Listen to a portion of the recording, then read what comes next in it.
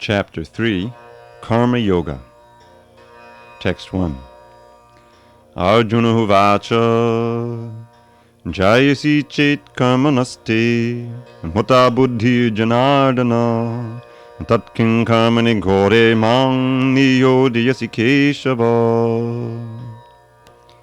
Arjuna said, O Janardan, O Keshava, why do you want to engage me in this ghastly warfare if you think that intelligence is better than fruitive work? Purport. The Supreme Personality of Godhead, Sri Krishna, has very elaborately described the constitution of the soul in the previous chapter, with a view to delivering his intimate friend Arjuna from the ocean of material grief. And the path of realization has been recommended, Buddhi Yoga or Krishna consciousness. Sometimes Krishna consciousness is misunderstood to be inertia, and one with such a misunderstanding often withdraws to a secluded place to become fully Krishna conscious by chanting the holy name of Lord Krishna.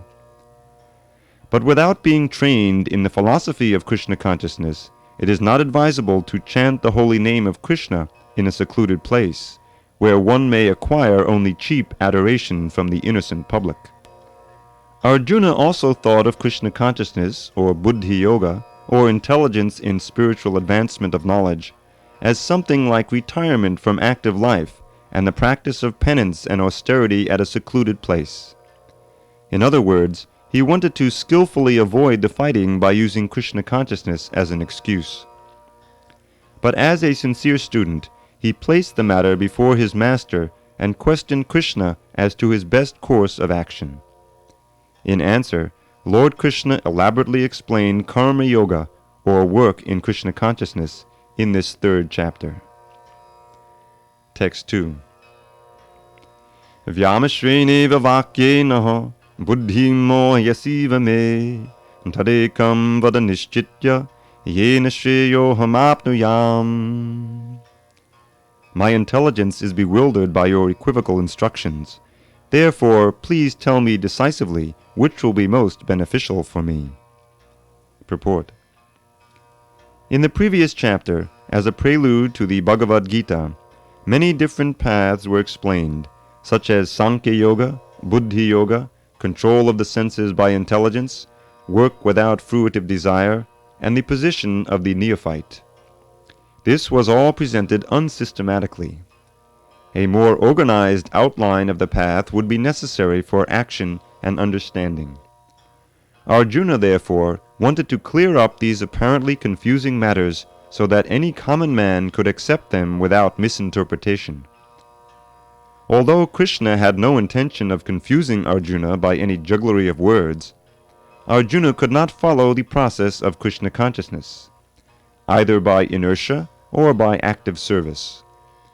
In other words, by his questions, he is clearing the path of Krishna consciousness for all students who seriously want to understand the mystery of the Bhagavad Gita. Text 3. Shri Bhagavan Uvacha Lokesmin vividha nishta pura prokta maya nagha jnana yogena sankhyanam karma yogena yoginam.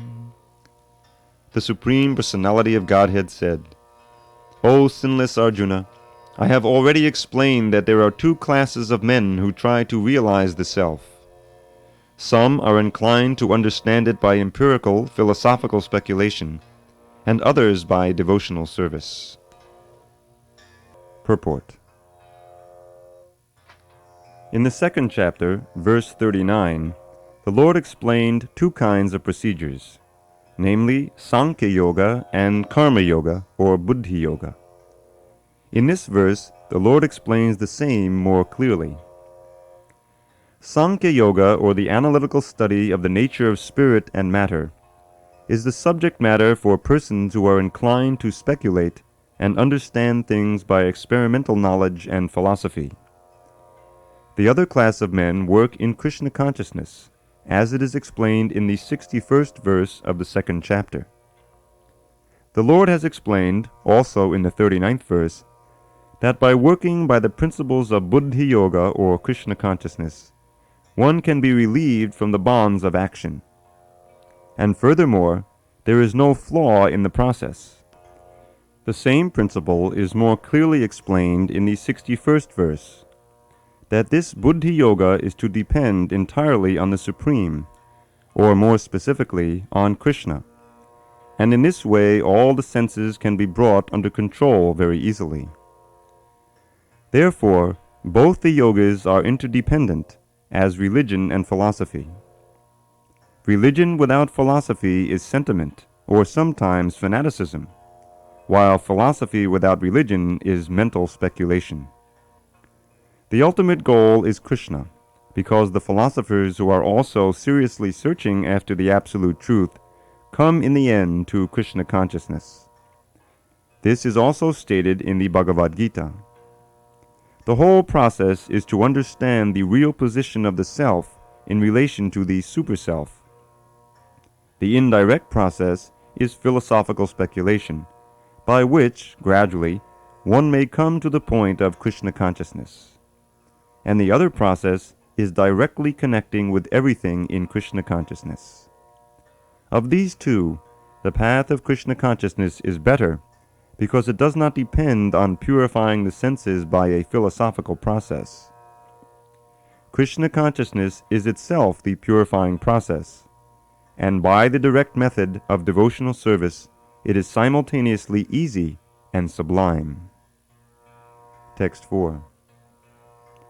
Nakarmanam naishkamyam purushoshnute nacha sanyasanadeva siddhing samadhigacchati. Not by merely abstaining from work can one achieve freedom from reaction, nor by renunciation alone can one attain perfection. Purport.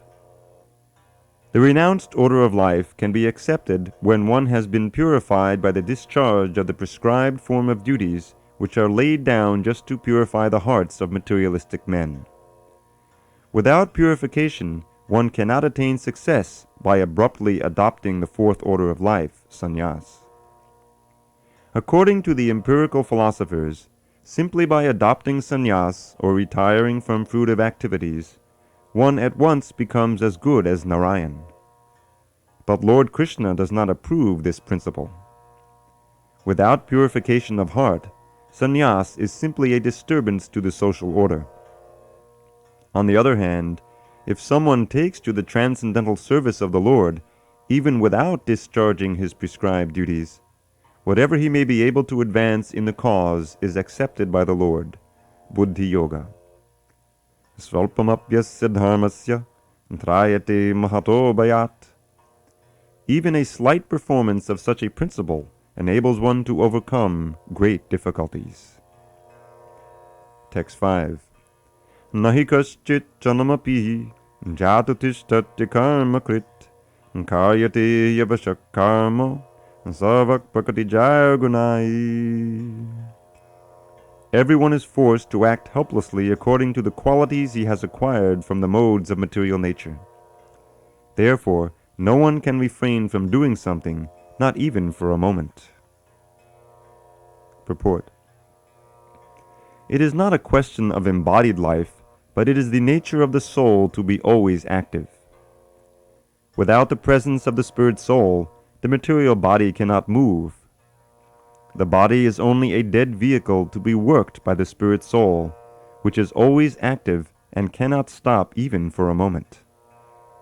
As such, the spirit soul has to be engaged in the good work of Krishna consciousness. Otherwise, it will be engaged in occupations dictated by illusory energy. In contact with material energy, the spirit soul acquires material modes. And to purify the soul from such affinities, it is necessary to engage in the prescribed duties enjoined in the Shastras. But if the soul is engaged in his natural function of Krishna consciousness, whatever he is able to do is good for him. The Srimad Bhagavatam 1.5.17 affirms this. Jaktva swadharmam charanambujam harer bhajang apakvo tapate tato yadi yatra kvava bhadram abhudhamushikim govata apto bhajatam sadharmataha. If someone takes to Krishna consciousness, even though he may not follow the prescribed duties in the Shastras or execute the devotional service properly, and even though he may fall down from the standard, there is no loss or evil for him. But if he carries out all the injunctions for purification in the Shastras, what does it avail him if he is not Krishna conscious? So, the purificatory process is necessary for reaching this point of Krishna consciousness.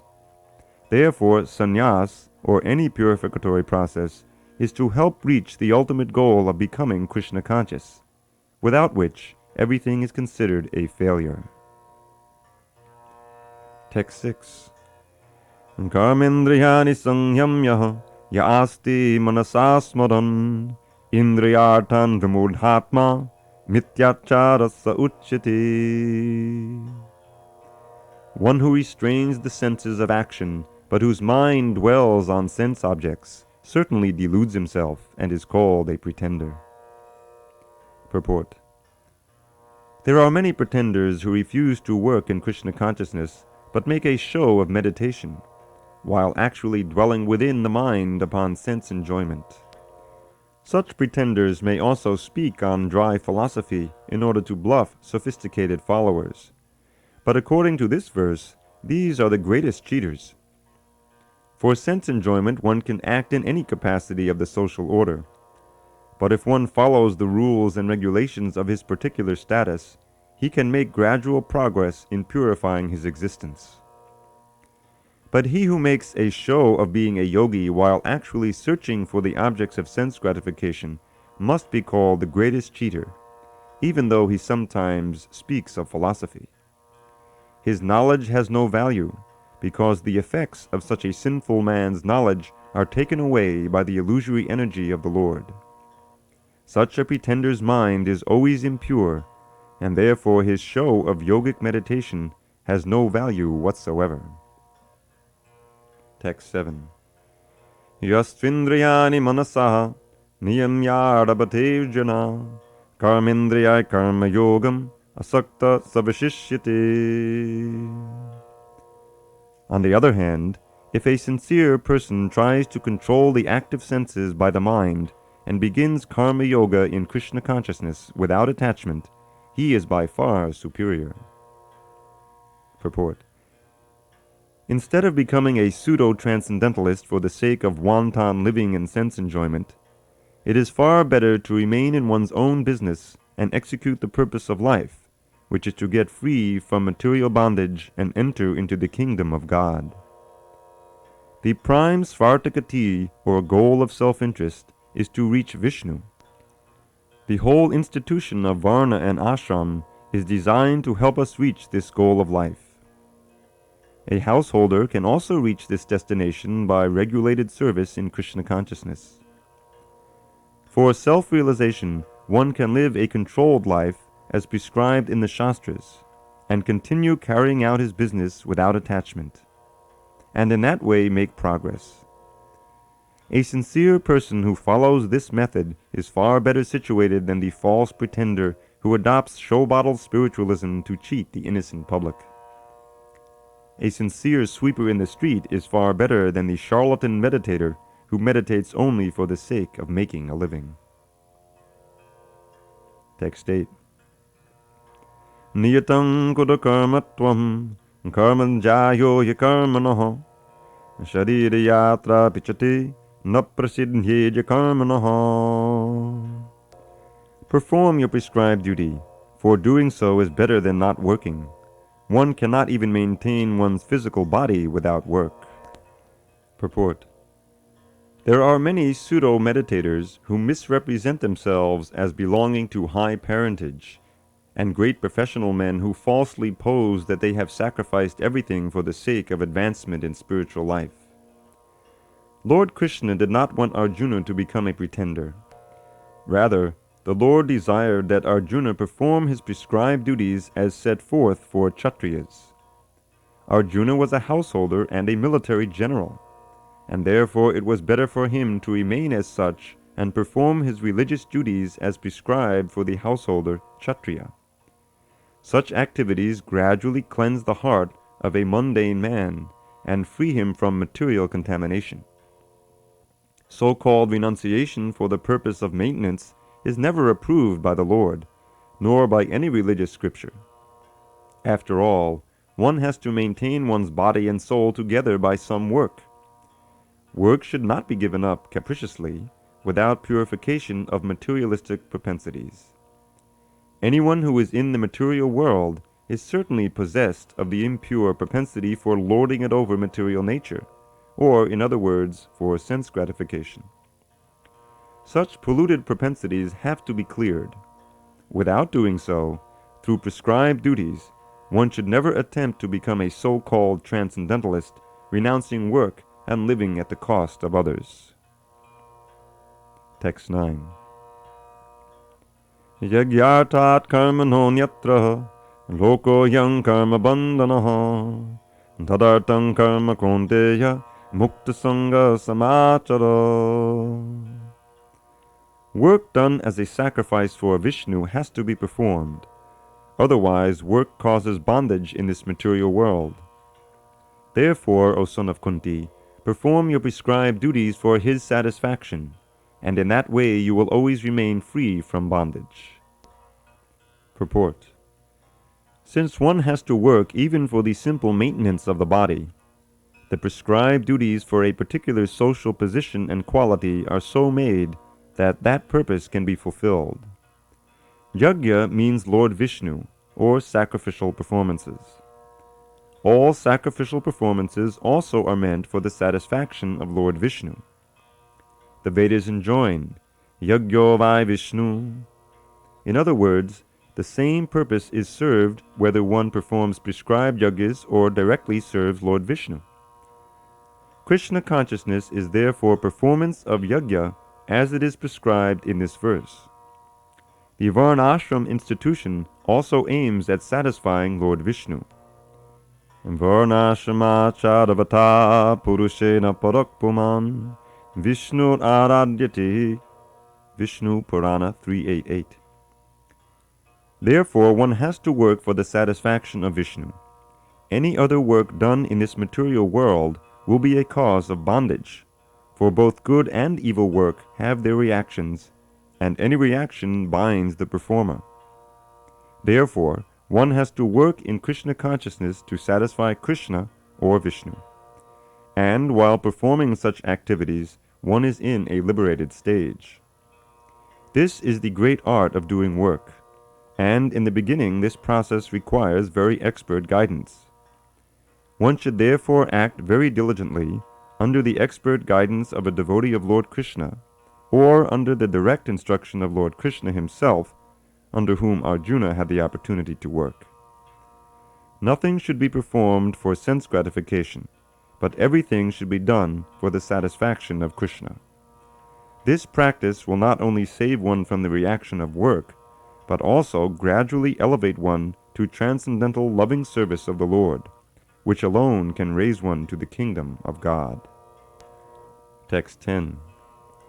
Sahayagya prajasrishtva Purovacha Prajapati Anena Pasavishyadhvam Eshavo Svishtakamaduk. In the beginning of creation, the Lord of all creatures sent forth generations of men and demigods, along with sacrifices for Vishnu, and blessed them by saying, Be thou happy by this yajna, sacrifice, because its performance will bestow upon you everything desirable for living happily and achieving liberation. Purport. The material creation by the Lord of creatures, Vishnu, is a chance offered to the conditioned souls to come back home, back to Godhead.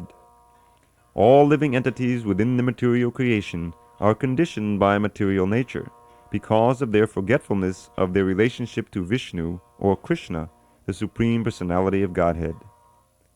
The Vedic principles are to help us understand this eternal relation, as it is stated in the Bhagavad Gita, Vedaischa sarvar ahameva vedya.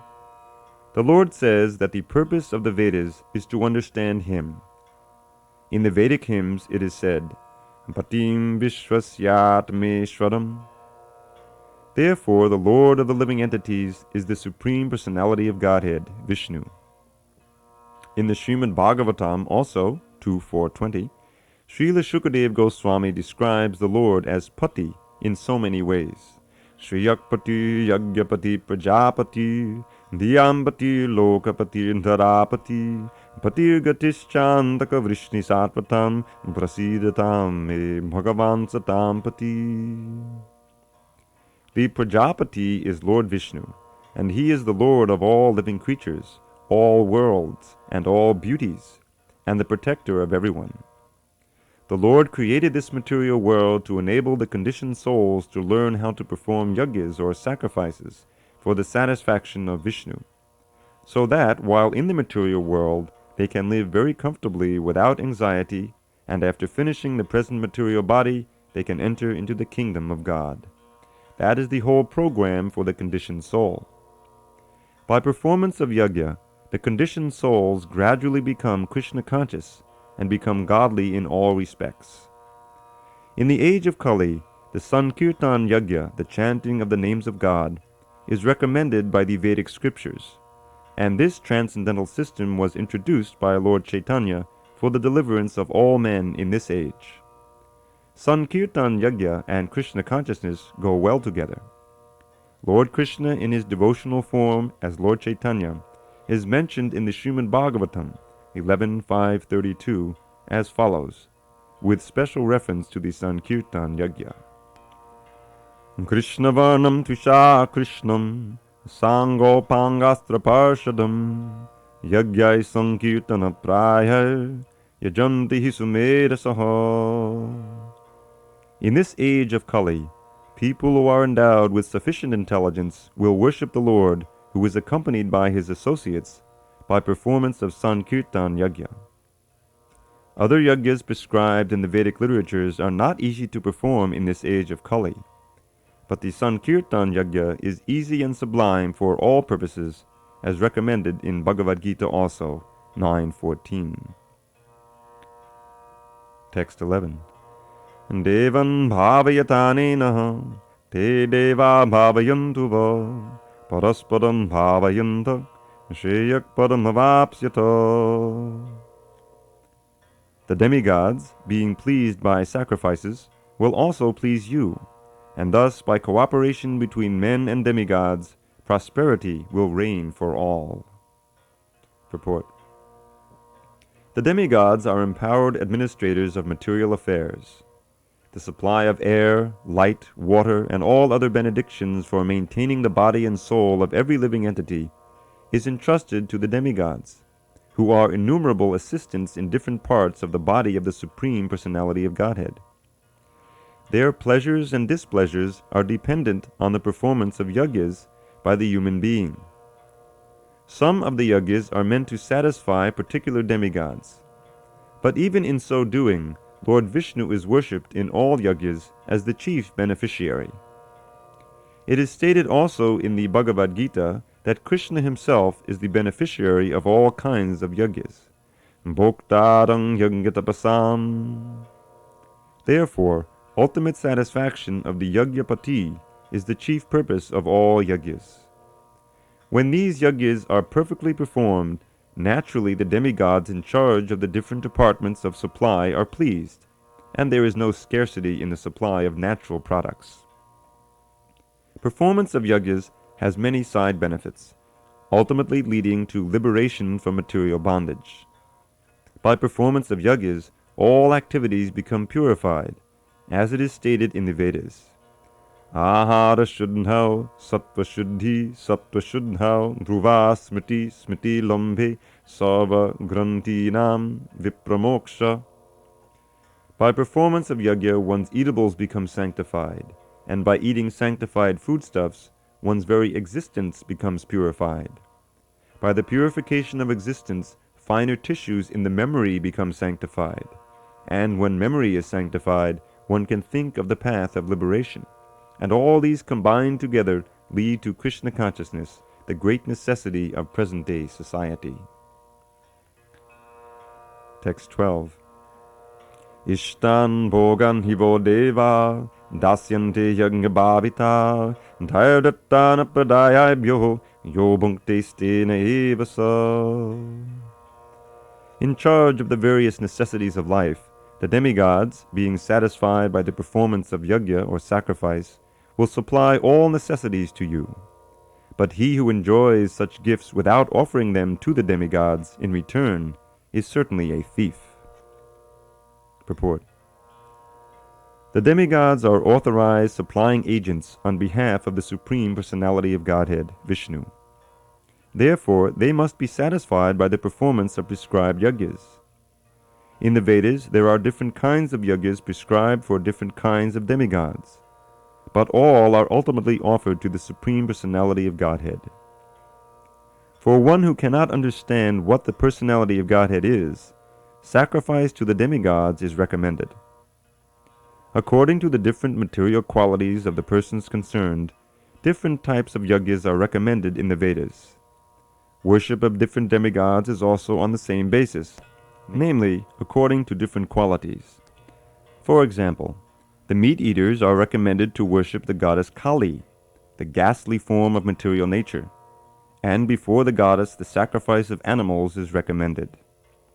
But for those who are in the mode of goodness, the transcendental worship of Vishnu is recommended. But ultimately, all yajnas are meant for gradual promotion to the transcendental position. For ordinary men, at least 5 yajnas, known as Pancha Mahayajna, are necessary. One should know, however, that all the necessities of life that the human society requires are supplied by the demigod agents of the Lord. No one can manufacture anything. Take, for example, all the eatables of human society. These eatables include grains, fruits, vegetables, milk, sugar, etc. for the persons in the mode of goodness, and also eatables for the non-vegetarians, like meats, none of which can be manufactured by men. Then again, take for example heat, light, water, air, etc., which are also necessities of life. None of them can be manufactured by the human society. Without the Supreme Lord, there can be no profuse sunlight, moonlight, rainfall, breeze, etc., without which no one can live. Obviously, our life is dependent on supplies from the Lord. Even for our manufacturing enterprises, we require so many raw materials like metals, sulfur, mercury, manganese, and so many essentials, all of which are supplied by the agents of the Lord with the purpose that we should make proper use of them to keep ourselves fit and healthy for the purpose of self-realization, leading to the ultimate goal of life, namely, liberation from the material struggle for existence. This aim of life is attained by performance of yajnas. If we forget the purpose of human life and simply take supplies from the agents of the Lord for sense gratification and become more and more entangled in material existence, which is not the purpose of creation, certainly we become thieves, and therefore we are punished by the laws of material nature. A society of thieves can never be happy because they have no aim in life. The gross materialist thieves have no ultimate goal of life. They are simply directed to sense gratification, nor do they have knowledge of how to perform yajnas. Lord Chaitanya, however, inaugurated the easiest performance of yajna, namely the Sankirtan yajna, which can be performed by anyone in the world who accepts the principles of Krishna consciousness. Text 13. Yagyashishtashi naksanto muchyante sarva kilbishai bhunjate te tvagam bhapa ye pachantyatmakaranat.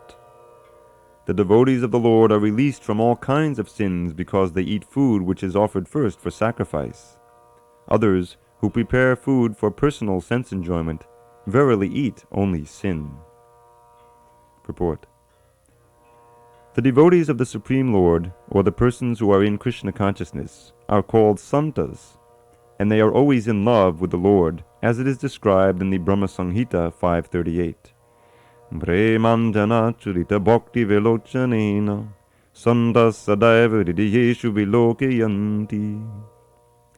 The Santas, being always in a compact of love with the Supreme Personality of Godhead, Govinda, the giver of all pleasures, or Mukunda, the giver of liberation, or Krishna, the all-attractive person, cannot accept anything without first offering it to the Supreme Person. Therefore, such devotees always perform yajnas in different modes of devotional service, such as Shravanam, Kirtanam, Smaranam, Archanam, etc. And these performances of yajnas keep them always aloof from all kinds of contamination of sinful association in the material world. Others, who prepare food for self or sense gratification, are not only thieves, but also the eaters of all kinds of sins. How can a person be happy if he is both a thief and sinful? It is not possible. Therefore, in order for people to become happy in all respects, they must be taught to perform the easy process of Sankirtan Yajna in full Krishna consciousness.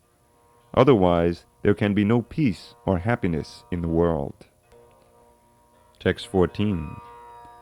Annan bhavanti bhutani parjanyaranna sambhavaha yajyan bhavati parjanyo yajya karma samudbhava. All living bodies subsist on food grains, which are produced from rains. Rains are produced by performance of yajna or sacrifice, and yajna is born of prescribed duties. Purport. Srila Baladev Vidyabhushan, a great commentator on the Bhagavad Gita, writes as follows: Ye indrajan katam vyavastitam yagyam sarveshwaram vishnum amyachatatchesham ashnanti tena tandeha yatram sampadayanti te santa sarveshwarasya yanga purushasya bhakta sarvakilbishar anadi kala vividhar Atmanum bhava pratibandhakar nikila papa vimuchanti. The Supreme Lord, who is known as the Yajna Purush, or the personal beneficiary of all sacrifices, is the master of all the demigods, who serve him as the different limbs of the body serve the whole. Demigods like Indra, Chandra, and Varuna are appointed officers who manage material affairs, and the Vedas are direct sacrifices to satisfy these demigods so that they may be pleased to supply air, light, and water sufficiently to produce food grains. When Lord Krishna is worshipped, the demigods, who are different limbs of the Lord, are also automatically worshipped. Therefore, there is no separate need to worship the demigods. For this reason, the devotees of the Lord, who are in Krishna consciousness, offer food to Krishna and then eat, a process which nourishes the body spiritually. By such action, not only are past sinful reactions in the body vanquished, but the body becomes immunized to all contamination of material nature. When there is an epidemic disease, an antiseptic vaccine protects a person from the attack of such an epidemic. Similarly, food offered to Lord Vishnu and then taken by us makes us sufficiently resistant to material affection, and one who is accustomed to this practice is called a devotee of the Lord. Therefore, a person in Krishna consciousness who eats only food offered to Krishna can counteract all reactions of past material infections which are impediments to the progress of self-realization.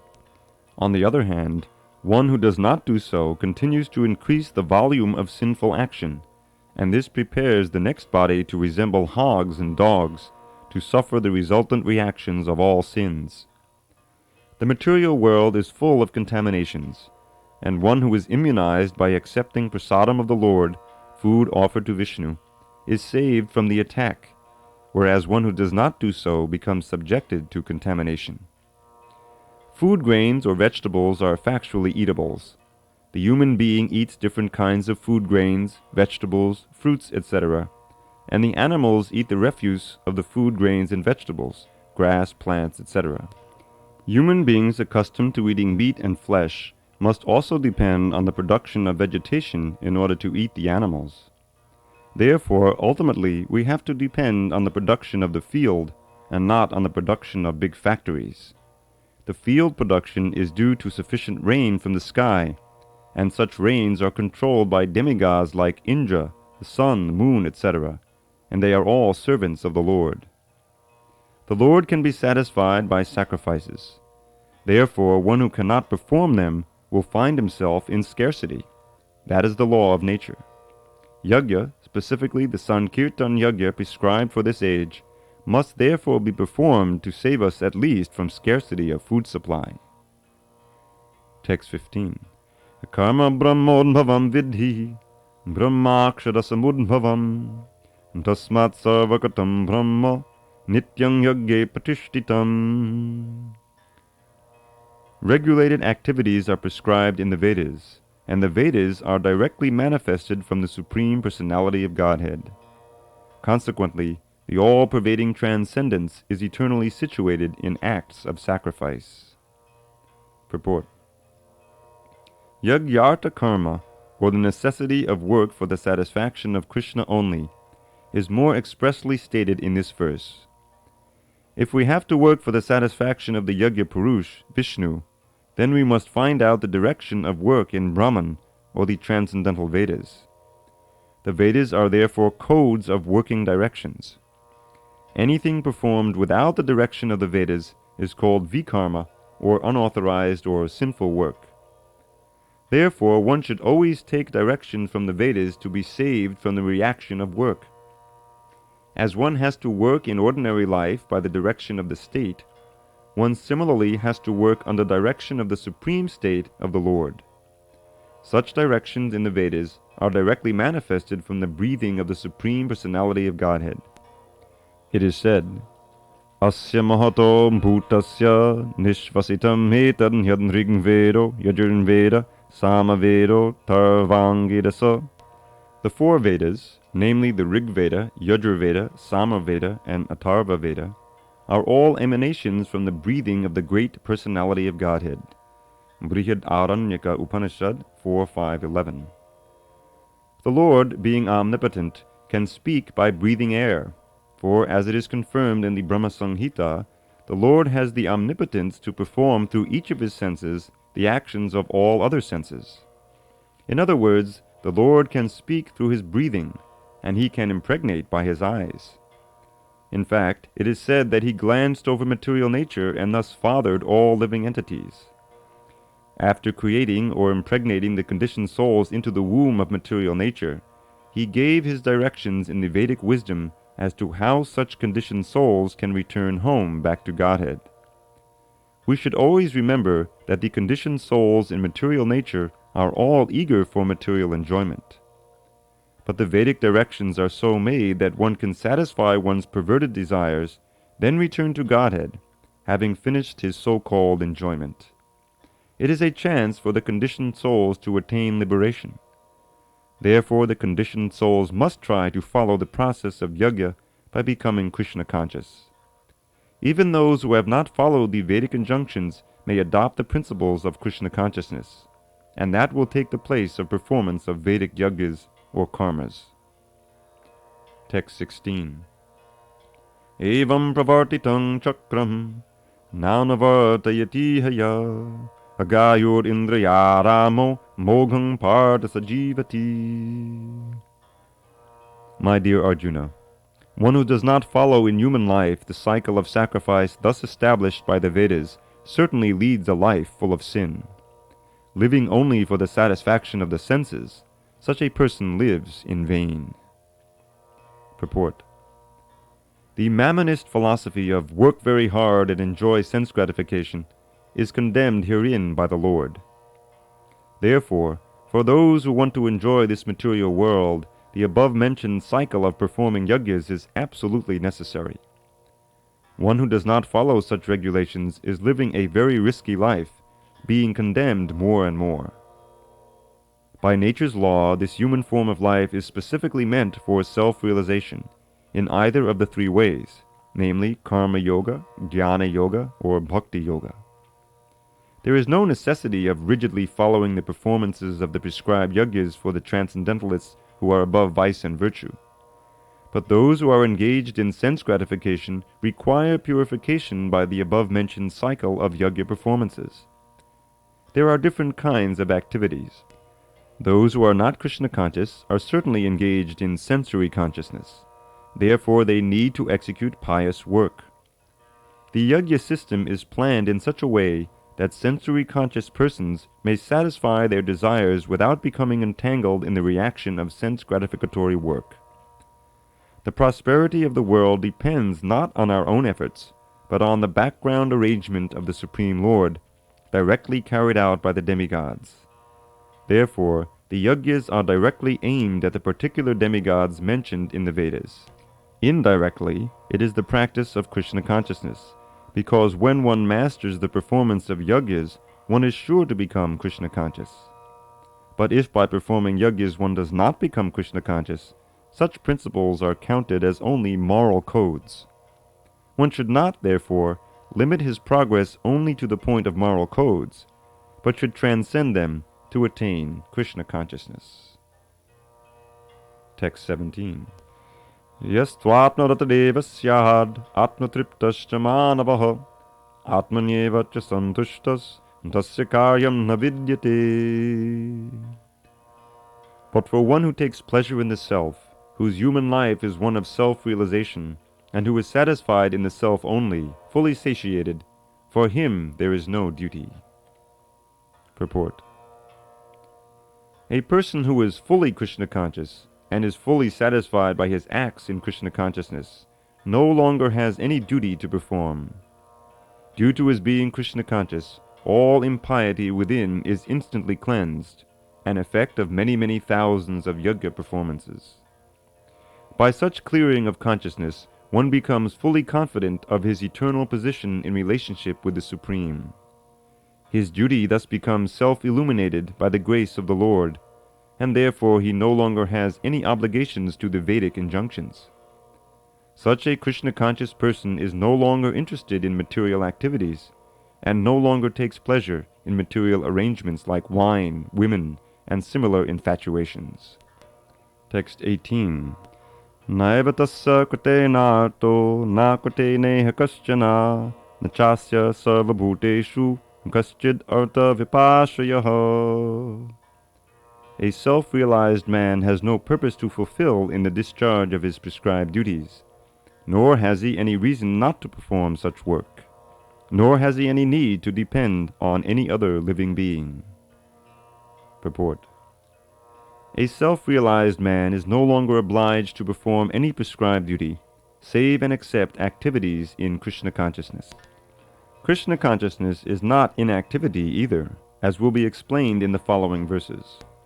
A Krishna conscious man does not take shelter of any person, man or demigod. Whatever he does in Krishna consciousness is sufficient in the discharge of his obligation. Text 19. Tasmadasakta satatam karyam karma samachara asakto yacharan karma paramapnoti purushaha. Therefore, without being attached to the fruits of activities, one should act as a matter of duty, for by working without attachment, one attains the Supreme. Purport. The Supreme is the personality of Godhead for the devotees and liberation for the impersonalist. A person, therefore, acting for Krishna or in Krishna consciousness, under proper guidance and without attachment to the result of the work, is certainly making progress toward the supreme goal of life. Arjuna is told that he should fight in the battle of Kurukshetra for the interest of Krishna because Krishna wanted him to fight. To be a good man or a non-violent man is a personal attachment, but to act on behalf of the Supreme is to act without attachment for the result. That is perfect action of the highest degree, recommended by the Supreme Personality of Godhead, Sri Krishna. Vedic rituals, like prescribed sacrifices, are performed for a purification of impious activities that were performed in the field of sense gratification. But action in Krishna consciousness is transcendental to the reactions of good or evil work. A Krishna conscious person has no attachment for the result, but acts on behalf of Krishna alone. He engages in all kinds of activities, but is completely non-attached. Text 20. Karmanaiva hi samsiddhim astita janakadayaho lokasangraham evapi sampashyan kartamarhasi. Kings such as Janaka attained perfection solely by performance of prescribed duties. Therefore, just for the sake of educating the people in general, you should perform your work. Purport.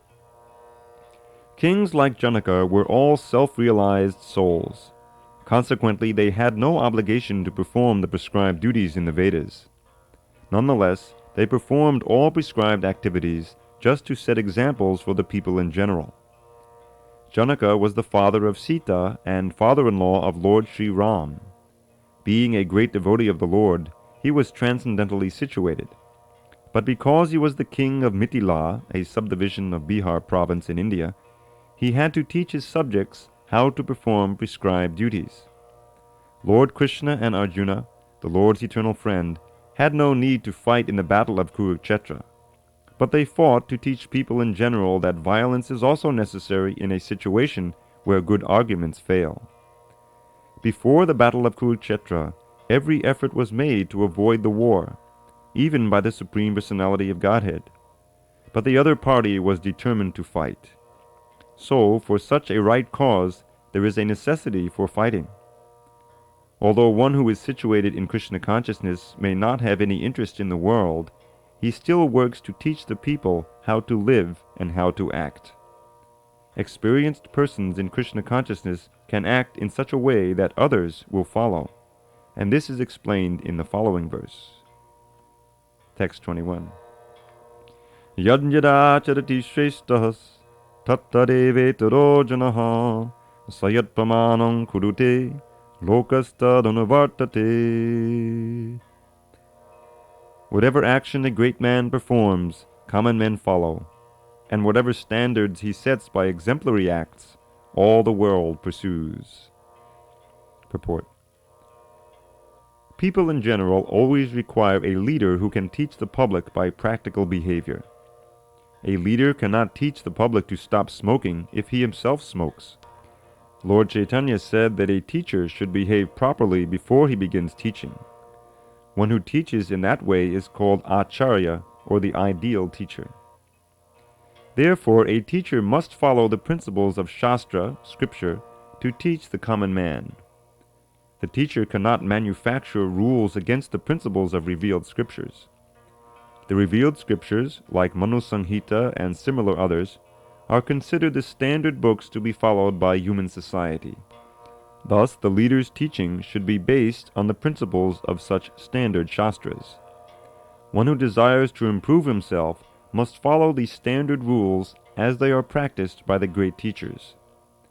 The Srimad Bhagavatam also affirms that one should follow in the footsteps of great devotees, and that is the way of progress on the path of spiritual realization.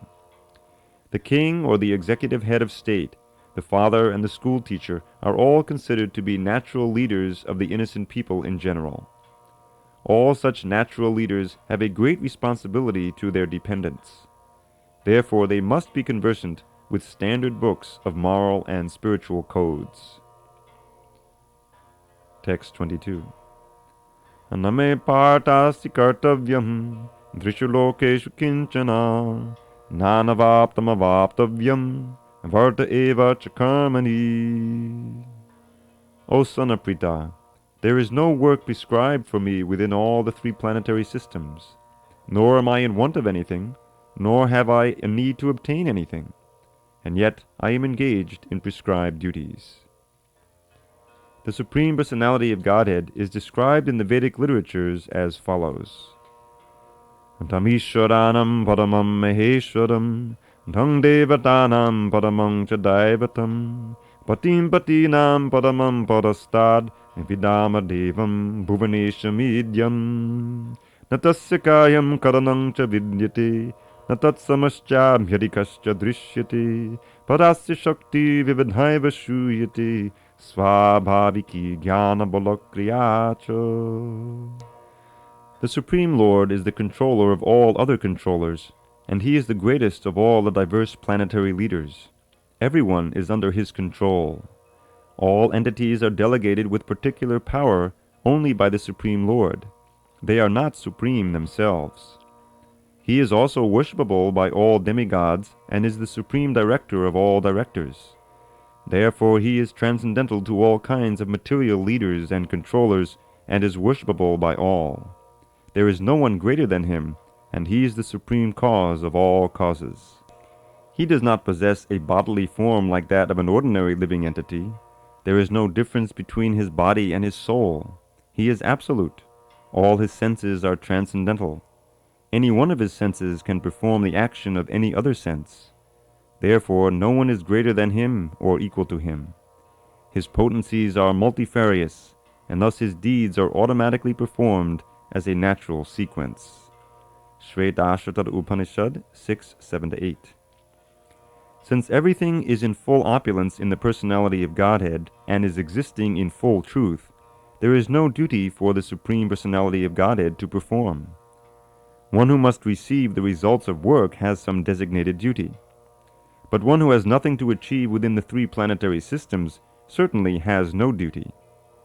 And yet Lord Krishna is engaged on the battlefield of Kurukshetra as the leader of the Kshatriyas, because the Kshatriyas are duty-bound to give protection to the distressed. Although he is above all the regulations of the revealed scriptures, he does not do anything that violates the revealed scriptures. Text 23. Yadiyaham navarteyam jata karman hitanditaha mama vartmana vartanti manusya parta sarvashaha. For if I ever fail to engage in carefully performing prescribed duties, O Partha, certainly all men would follow my path.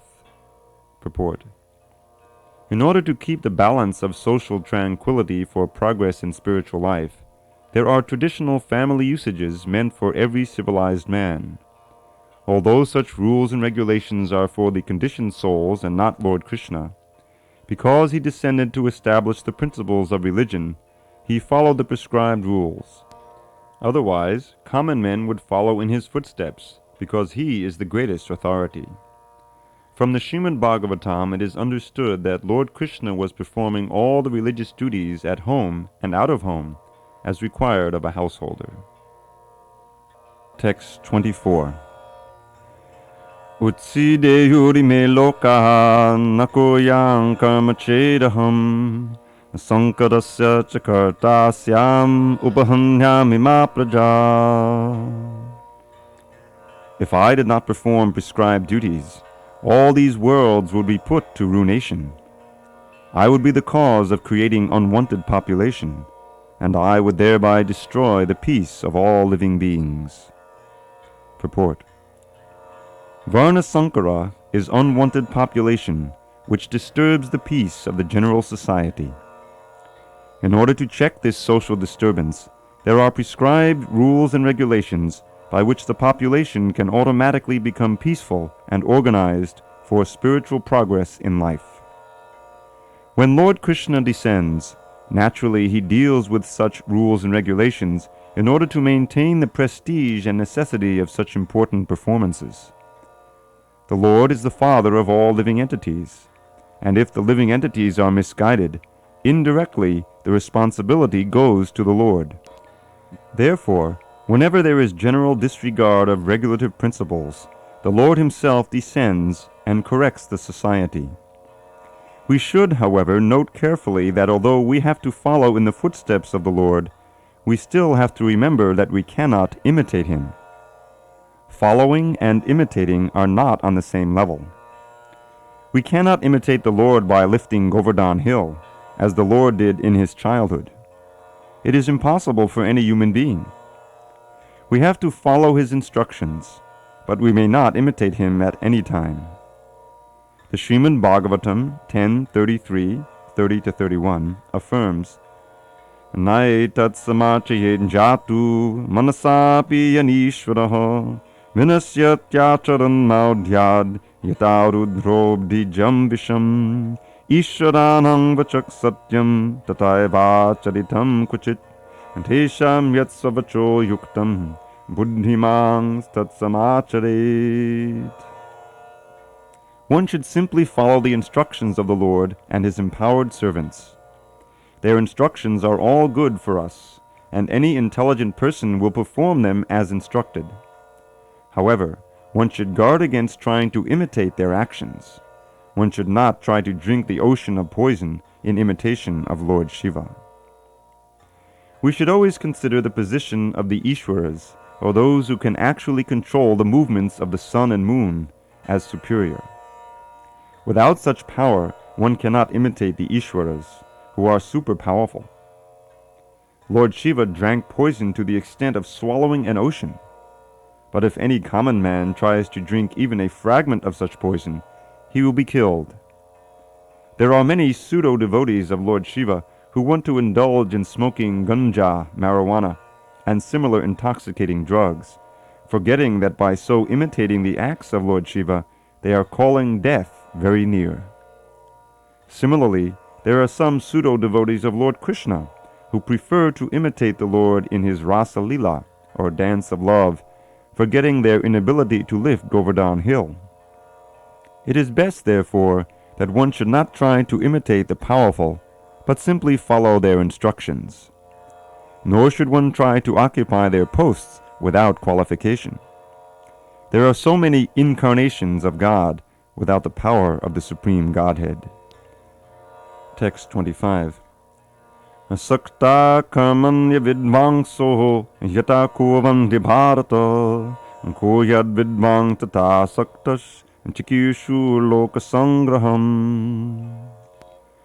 As the ignorant perform their duties with attachment to results, the learned may similarly act, but without attachment, for the sake of leading people on the right path. Purport. A person in Krishna consciousness and a person not in Krishna consciousness are differentiated by different desires. A Krishna conscious person does not do anything which is not conducive to the development of Krishna consciousness. He may even act exactly like the ignorant person who is too much attached to material activities.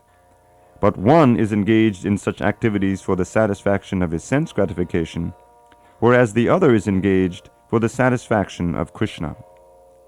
Therefore, the Krishna-conscious person is required to show the people how to act and how to engage the results of action for the purpose of Krishna consciousness. Text 26. Na buddhi bedam janayehid agyanam karma sanginam joshiyit sarva karmani vidvan yukta samacharan. So as not to disrupt the minds of ignorant men attached to the fruitive results of prescribed duties, a learned person should not induce them to stop work. Rather, by working in the spirit of devotion, he should engage them in all sorts of activities for the gradual development of Krishna consciousness. Purport. Vedaischa sarvar ahameva vedya. That is the end of all Vedic rituals. All rituals, all performances of sacrifices, and everything that is put into the Vedas, including all direction for material activities, are meant for understanding Krishna, who is the ultimate goal of life. But because the conditioned souls do not know anything beyond sense gratification, they study the Vedas to that end. But through fruitive activities and sense gratification regulated by the Vedic rituals, one is gradually elevated to Krishna consciousness. Therefore, a realized soul in Krishna consciousness should not disturb others in their activities or understanding, but he should act by showing how the results of all work can be dedicated to the service of Krishna. The learned Krishna-conscious person may act in such a way that the ignorant person working for sense gratification may learn how to act and how to behave. Although the ignorant man is not to be disturbed in his activities, a slightly developed Krishna-conscious person may directly be engaged in the service of the Lord without waiting for other Vedic formulas. For this fortunate man, there is no need to follow the Vedic rituals, because by direct Krishna consciousness, one can have all the results one would otherwise derive from following one's prescribed duties. Text 27. Prakriti kriyamanani gunai karmani sarvasho ahankara vimudhatma kartaham iti manyate. The spirit soul, bewildered by the influence of false ego, thinks himself the doer of activities that are in actuality carried out by the three modes of material nature. Purport. Two persons, one in Krishna consciousness and the other in material consciousness, working on the same level, may appear to be working on the same platform, but there is a wide gulf of difference in their respective positions. The person in material consciousness is convinced by false ego that he is the doer of everything. He does not know that the mechanism of the body is produced by material nature, which works under the supervision of the Supreme Lord. The materialistic person has no knowledge that ultimately he is under the control of Krishna. The person in false ego takes all credit for doing everything independently, and that is the symptom of his nescience. He does not know that this gross and subtle body is the creation of material nature, under the order of the Supreme Personality of Godhead, and as such, his bodily and mental activities should be engaged in the service of Krishna in Krishna consciousness. The ignorant man forgets that the Supreme Personality of Godhead is known as Rishikesh, or the master of the senses of the material body. For due to his long misuse of the senses in sense gratification, he is factually bewildered by the false ego, which makes him forget his eternal relationship with Krishna. Text 28. Tattvavittu mahabaho gunakarma vibhagayo gunagunesha vartanta itimatva nasanjate. One who is in knowledge of the absolute truth, O mighty armed one, does not engage himself in the senses and sense gratification, knowing well the differences between work in devotion and work for fruitive results. Purport. The knower of the absolute truth is convinced of his awkward position in material association. He knows that he is part and parcel of the Supreme Personality of Godhead, Krishna, and that his position should not be in the material creation. He knows his real identity as part and parcel of the Supreme, who is eternal bliss and knowledge, and he realizes that somehow or other he is entrapped in the material conception of life. In his pure state of existence, he is meant to dovetail his activities in devotional service to the Supreme Personality of Godhead, Krishna. He therefore engages himself in the activities of Krishna consciousness and becomes naturally unattached to the activities of the material senses, which are all circumstantial and temporary. He knows that his material condition of life is under the supreme control of the Lord. Consequently, he is not disturbed by all kinds of material reactions, which he considers to be the mercy of the Lord. According to Srimad Bhagavatam, one who knows the absolute truth in three different features, namely Brahman, Paramatma, and the Supreme Personality of Godhead, is called Tattvavit, for he knows also his own factual position in relationship with the Supreme. Text 29. Prakate guna samudha sajjante guna karmasu tan kritsna vado mandan kritsna vinnavachaliyet. Bewildered by the modes of material nature, the ignorant fully engage themselves in material activities and become attached. But the wise should not unsettle them, although these duties are inferior due to the performer's lack of knowledge. Purport. Persons who are unknowledgeable falsely identify with gross material consciousness and are full of material designations. This body is a gift of the material nature, and one who is too much attached to the bodily consciousness is called manda, or a lazy person without understanding of spirit soul. Ignorant men think of the body as the self. They accept bodily connections with others as kinsmanship, the land in which the body is obtained as their object of worship, and they consider the formalities of religious rituals to be ends in themselves. Social work, nationalism, and altruism are some of the activities for such materially designated persons. Under the spell of such designations, they are always busy in the material field. For them, spiritual realization is a myth, and so they are not interested. Those who are enlightened in spiritual life, however, should not try to agitate such materially engrossed persons. Better to prosecute one's own spiritual activities silently. Such bewildered persons may be engaged in such primary moral principles of life as nonviolence and similar materially benevolent work. Men who are ignorant cannot appreciate activities in Krishna consciousness, and therefore Lord Krishna advises us not to disturb them and simply waste valuable time. But the devotees of the Lord are more kind than the Lord, because they understand the purpose of the Lord. Consequently, they undertake all kinds of risks, even to the point of approaching ignorant men to try to engage them in the acts of Krishna consciousness, which are absolutely necessary for the human being. Text 30. Mahi sarvani karmani sannisyadhyatma chetasa nirashir nirmamo bhutva yudhyasva vigatandrara. Therefore, O Arjun, surrendering all your works unto me, with full knowledge of me, without desires for profit, with no claims to proprietorship, and free from lethargy, fight. Purport. This verse clearly indicates the purpose of the Bhagavad Gita.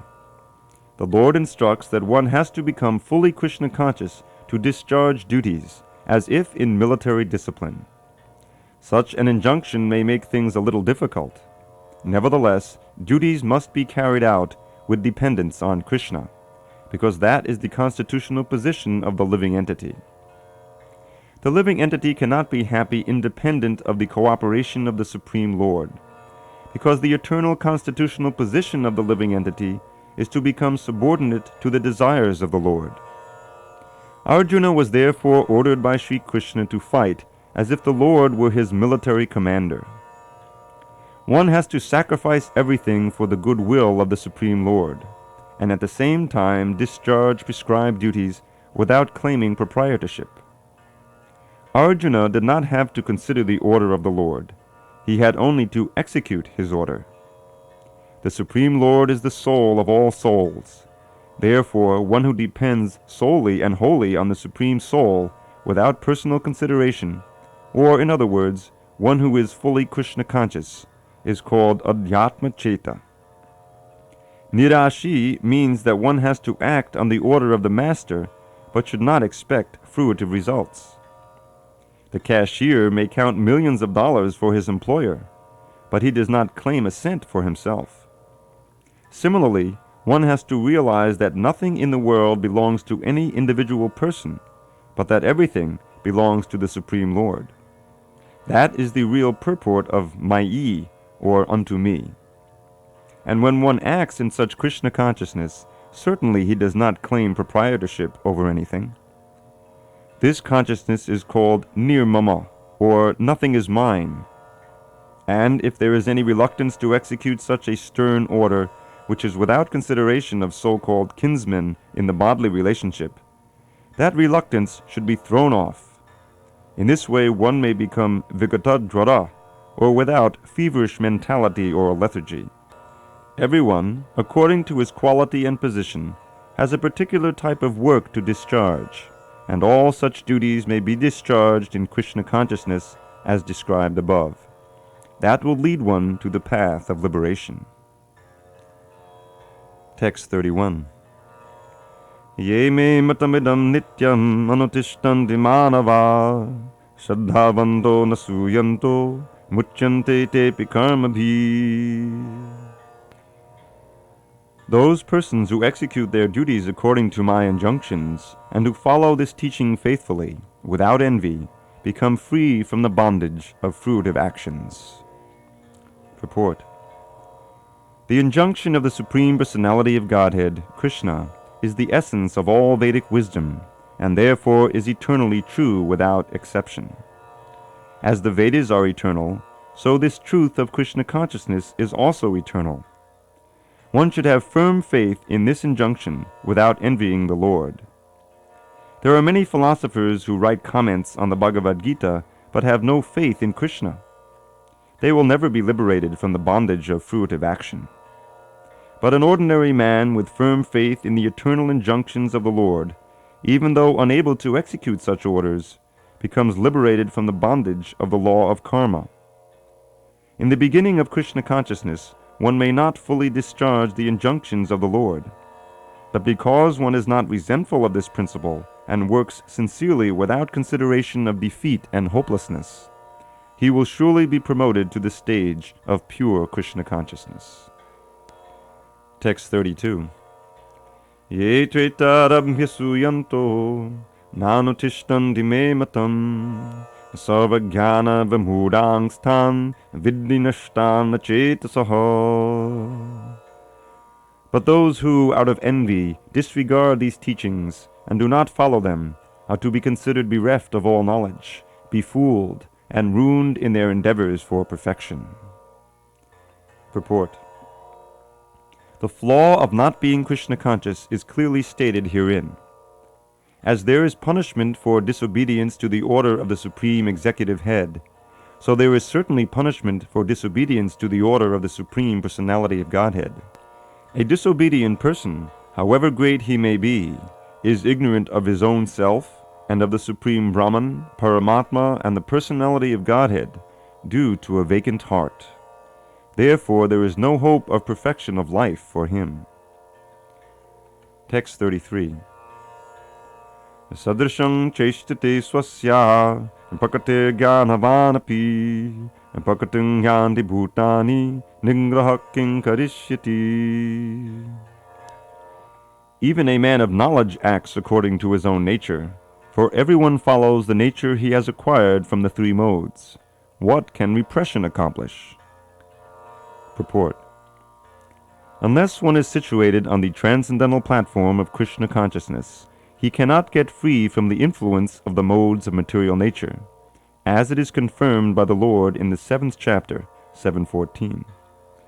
Therefore, even for the most highly educated person on the mundane plane, it is impossible to get out of the entanglement of Maya simply by theoretical knowledge, or by separating the soul from the body. There are many so-called spiritualists who outwardly pose as advanced in the science, but inwardly or privately are completely under particular modes of nature which they are unable to surpass. Academically, one may be very learned, but because of his long association with material nature, he is in bondage. Krishna consciousness helps one to get out of the material entanglement, even though one may be engaged in his prescribed duties in terms of material existence. Therefore, without being fully in Krishna consciousness, one should not give up his occupational duties. No one should suddenly give up his prescribed duties and become a so-called yogi or transcendentalist artificially. It is better to be situated in one's position and to try to attain Krishna consciousness under superior training. Thus one may be freed from the clutches of Krishna's Maya. Text 34. Indriyasyendriyasyartehi ragadvesho vyavastito dhayo na vashamagachit dhaoyasya padipantino. There are principles to regulate attachment and aversion pertaining to the senses and their objects. One should not come under the control of such attachment and aversion, because they are stumbling blocks on the path of self-realization. Purport. Those who are in Krishna consciousness are naturally reluctant to engage in material sense gratification. But those who are not in such consciousness should follow the rules and regulations of the revealed scriptures. Unrestricted sense enjoyment is the cause of material engagement, but one who follows the rules and regulations of the revealed scriptures does not become entangled by the sense objects. For example, sex enjoyment is a necessity for the conditioned soul, and sex enjoyment is allowed under the license of marriage ties. According to scriptural injunctions, one is forbidden to engage in sex relationships with any women other than one's wife. All other women are to be considered as one's mother. But in spite of such injunctions, a man is still inclined to have sex relationships with other women. These propensities are to be curbed. Otherwise, they will be stumbling blocks on the path of self-realization. As long as the material body is there, the necessities of the material body are allowed, but under rules and regulations. And yet, we should not rely upon the control of such allowances. One has to follow those rules and regulations, unattached to them, because practice of sense gratification under regulations may also lead one to go astray, as much as there is always the chance of an accident even on the royal roads. Although they may be very carefully maintained, no one can guarantee that there will be no danger even on the safest road. The sense enjoyment spirit has been current a very long time, owing to material association. Therefore, in spite of regulated sense enjoyment, there is every chance of falling down. Therefore, any attachment for regulated sense enjoyment must also be avoided by all means. But attachment to Krishna consciousness, or acting always in the loving service of Krishna, detaches one from all kinds of sensory activities. Therefore, no one should try to be detached from Krishna consciousness at any stage of life. The whole purpose of detachment from all kinds of sense attachment is ultimately to become situated on the platform of Krishna consciousness. Text 35. Shreyan swadharmo vigunaha padadharmat swanushtitad swadharme nidanang shreya padadharmo bhayabaho. It is far better to discharge one's prescribed duties, even though faultily, than another's duties perfectly. Destruction in the course of performing one's own duty is better than engaging in another's duties, for to follow another's path is dangerous. Purport. One should therefore discharge his prescribed duties in full Krishna consciousness, rather than those prescribed for others. Materially, prescribed duties are duties enjoined according to one's psycho-physical condition, under the spell of the modes of material nature. Spiritual duties are as ordered by the spiritual master for the transcendental service of Krishna. But whether material or spiritual, one should stick to his prescribed duties even up to death, rather than imitate another's prescribed duties.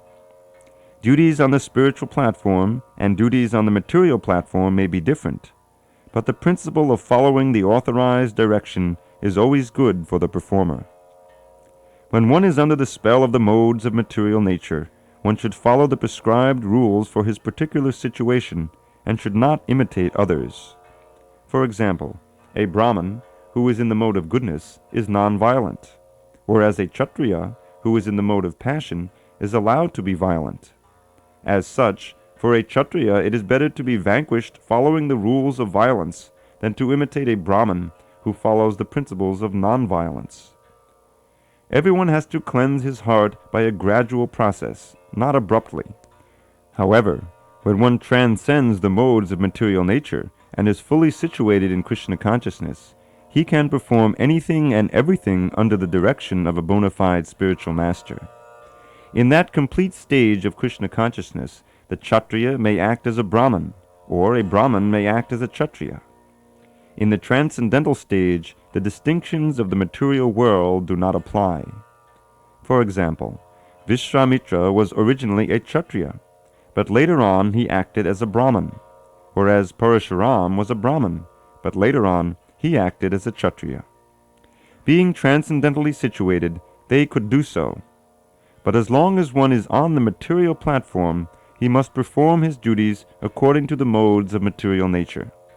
At the same time, he must have a full sense of Krishna consciousness. Text 36. Arjuna Vacha Atakena payukto yam papam chadati purushaha anichan abivarshneya balari vinayojitaha. Arjuna said, O descendant of Vrishni, by what is one impelled to sinful acts, even unwillingly, as if engaged by force? Purport. A living entity, as part and parcel of the Supreme, is originally spiritual, pure, and free from all material contaminations. Therefore, by nature he is not subject to the sins of the material world.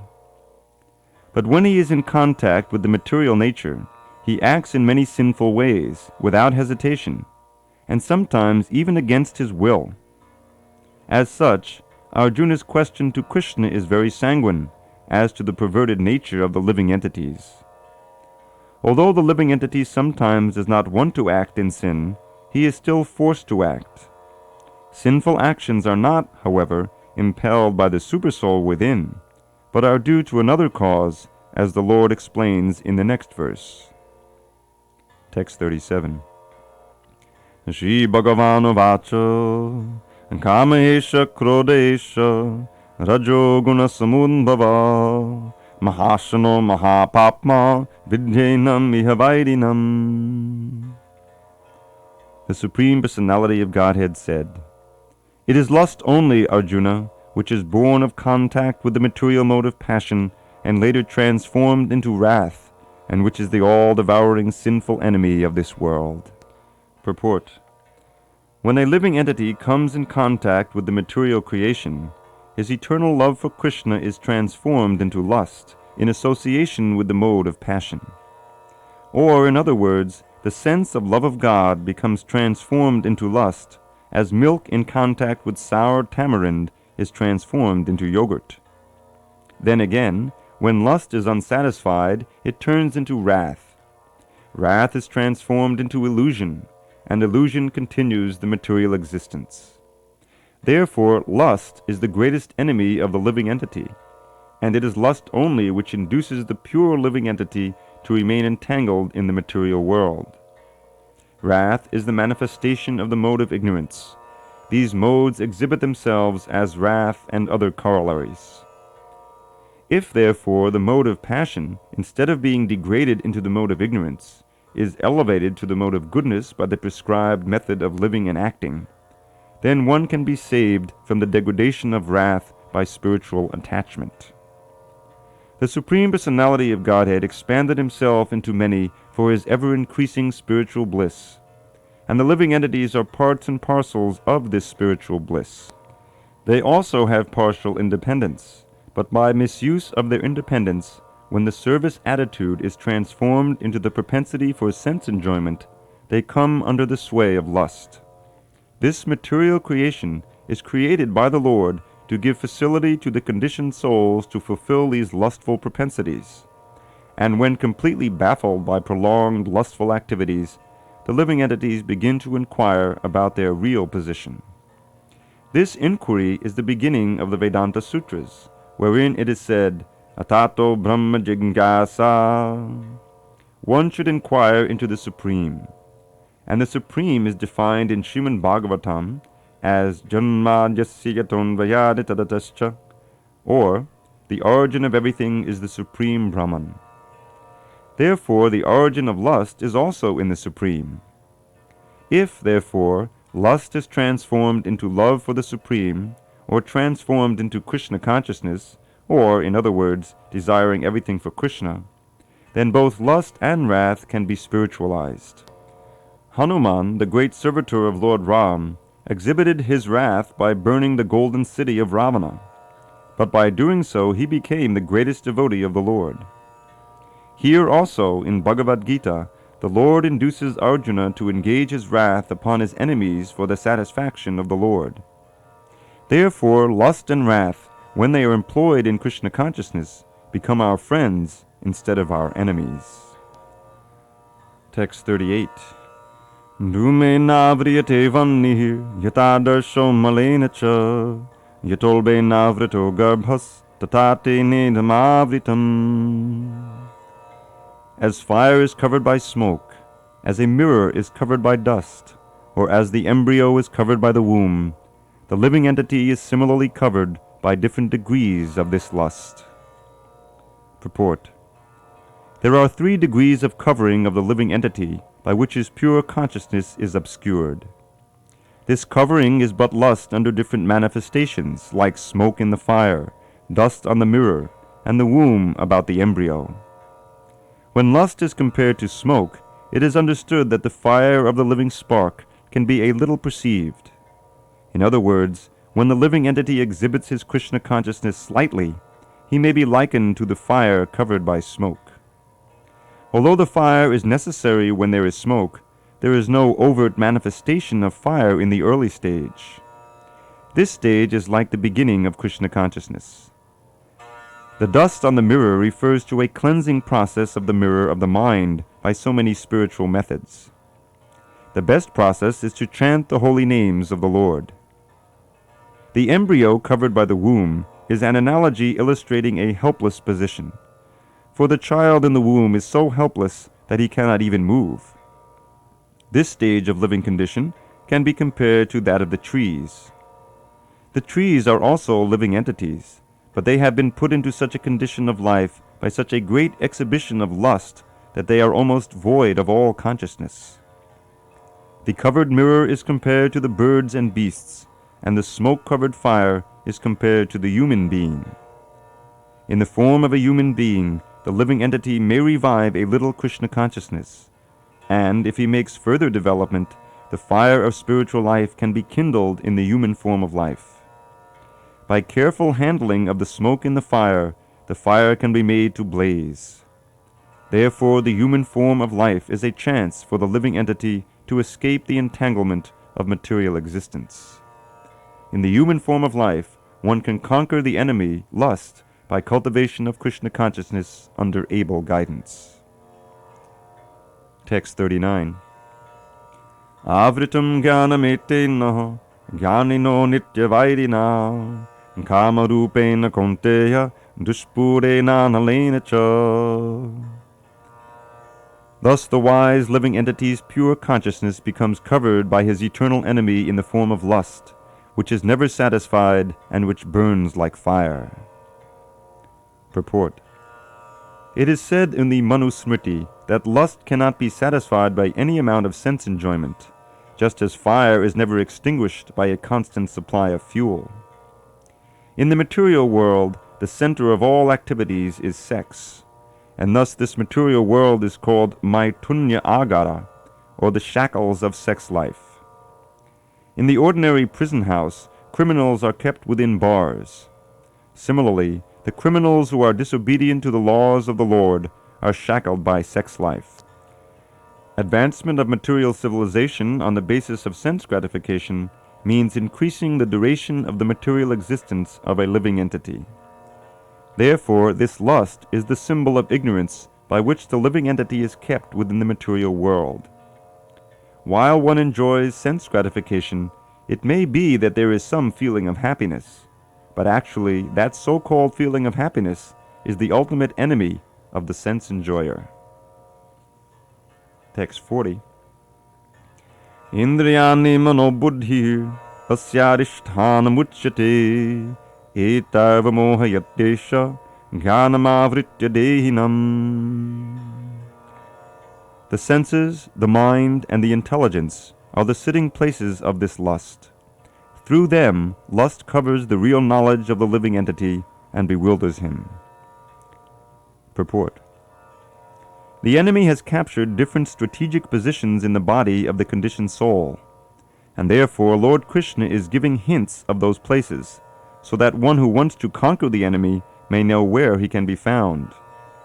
Mind is the center of all the activities of the senses, and thus when we hear about sense objects, the mind generally becomes a reservoir of all ideas of sense gratification.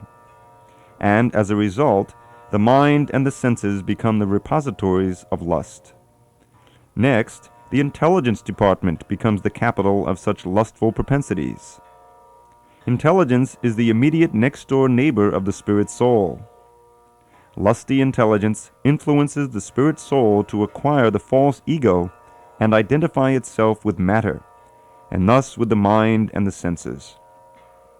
The spirit soul becomes addicted to enjoying the material senses and mistakes this as true happiness. This false identification of the spirit soul is very nicely explained in the Srimad Bhagavatam 10.84.13. Yasyatma buddhi kunapetri dhatuki swadikalatradishabhom ijyadi yatirta buddhi salile nakahechid janesha bignesha saeva gokaraha. A human being who identifies this body made of three elements with his self, who considers the byproducts of the body to be his kinsmen, who considers the land of birth worshipable, and who goes to the place of pilgrimage simply to take a bath rather than to meet men of transcendental knowledge there, is to be considered like an ass or a cow. Text 41. Tasmat tvam indriyanyado niyamya bhadatarshabha papmanam prajahiyenam jnana vijnananasanam. Therefore, O Arjun, best of the Bharats, in the very beginning curb this great symbol of sin, lust, by regulating the senses, and slay this destroyer of knowledge and self-realization. Purport. The Lord advised Arjuna to regulate the senses from the very beginning so that he could curb the greatest sinful enemy, lust, which destroys the urge for self-realization and specific knowledge of the self. Jnana refers to knowledge of self as distinguished from non-self, or in other words, knowledge that the spirit soul is not the body. Vijnana refers to specific knowledge of the spirit soul's constitutional position and his relationship to the Supreme Soul. It is explained thus in the Srimad Bhagavatam 2.9.31. Jnanam padamaguyam me yad vijnana samanvitam sarahasyam tarangam cha gahana gaditam maya. The knowledge of the self and Supreme Self is very confidential and mysterious, but such knowledge and specific realization can be understood if explained with their various aspects by the Lord Himself. Bhagavad Gita gives us that general and specific knowledge of the self. The living entities are parts and parcels of the Lord, and therefore they are simply meant to serve the Lord. This consciousness is called Krishna consciousness. So, from the very beginning of life, one has to learn this Krishna consciousness, and thereby one may become fully Krishna conscious and act accordingly. Lust is only the perverted reflection of the love of God which is natural for every living entity. But if one is educated in Krishna consciousness from the very beginning, that natural love of God cannot deteriorate into lust. When love of God deteriorates into lust, it is very difficult to return to the normal condition. Nonetheless, Krishna consciousness is so powerful that even a late beginner can become a lover of God by following the regulative principles of devotional service.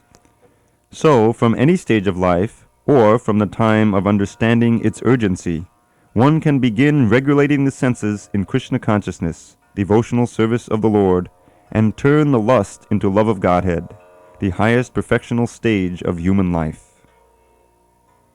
Text 42. Indriyani paranyahu indriyebhyak parang manaha manasastu parabuddhir yo buddhe paratastu sa. The working senses are superior to dull matter. Mind is higher than the senses. Intelligence is still higher than the mind, and he, the soul, is even higher than the intelligence. Purport. The senses are different outlets for the activities of lust. Lust is reserved within the body, but it is given vent through the senses. Therefore, the senses are superior to the body as a whole. These outlets are not in use when there is superior consciousness or Krishna consciousness. In Krishna consciousness, the soul makes direct connection with the Supreme Personality of Godhead. Therefore, the hierarchy of bodily functions, as described here, ultimately ends in the Supreme Soul. Bodily action means the functions of the senses, and stopping the senses means stopping all bodily actions. But since the mind is active, then even though the body may be silent and at rest, the mind will act, as it does during dreaming. But above the mind is the determination of the intelligence, and above the intelligence is the soul proper. If, therefore, the soul is directly engaged with the Supreme, naturally all other subordinates, namely the intelligence, mind, and senses, will be automatically engaged. In the Katha Upanishad, there is a similar passage, in which it is said that the objects of sense gratification are superior to the senses, and mind is superior to the sense objects. If, therefore, the mind is directly engaged in the service of the Lord constantly, then there is no chance that the senses will become engaged in other ways. This mental attitude has already been explained. Param drishtva nivartate. If the mind is engaged in the transcendental service of the Lord, there is no chance of its being engaged in the lower propensities. In the Katha Upanishad, the soul has been described as Mahan, the Great. Therefore, the soul is above all, namely the sense objects, the senses, the mind, and the intelligence. Therefore, directly understanding the constitutional position of the soul is the solution of the whole problem. With intelligence, one has to seek out the constitutional position of the soul and then engage the mind always in Krishna consciousness. That solves the whole problem. A neophyte spiritualist is generally advised to keep aloof from the objects of the senses. But aside from that, one has to strengthen the mind by use of intelligence. If by intelligence one engages one's mind in Krishna consciousness, by complete surrender unto the Supreme Personality of Godhead, then automatically the mind becomes stronger, and even though the senses are very strong, like serpents, they will be no more effective than serpents with broken fangs. But even though the soul is the master of intelligence and mind, and the senses also, still, unless it is strengthened by association with Krishna in Krishna consciousness, there is every chance of falling down due to the agitated mind. Text 43. Evam buddhi param buddhvaha sangstabhyatmanamatmana jahi shatrum mahabaho kamarupang dorasadam. Thus, knowing oneself to be transcendental to the material senses, mind, and intelligence, O mighty armed Arjun, one should steady the mind by deliberate spiritual intelligence, Krishna consciousness, and thus, by spiritual strength, conquer this insatiable enemy known as lust. Purport. This third chapter of the Bhagavad Gita is conclusively directive to Krishna consciousness by knowing oneself as the eternal servitor of the Supreme Personality of Godhead, without considering impersonal voidness the ultimate end. In the material existence of life, one is certainly influenced by propensities for lust and desire for dominating the resources of material nature. Desire for overlording and for sense gratification is the greatest enemy of the conditioned soul. But by the strength of Krishna consciousness, one can control the material senses, the mind, and the intelligence. One may not give up work and prescribed duties all of a sudden, but by gradually developing Krishna consciousness, one can be situated in a transcendental position without being influenced by the material senses and the mind, by steady intelligence directed toward one's pure identity. This is the sum total of this chapter. In the immature stage of material existence, philosophical speculations and artificial attempts to control the senses by the so-called practice of yogic postures can never help a man toward spiritual life. He must be trained in Krishna consciousness by higher intelligence. Thus end the Bhaktivedanta purports to the third chapter of the Srimad Bhagavad Gita in the matter of karma yoga, or the discharge of one's prescribed duty in Krishna consciousness.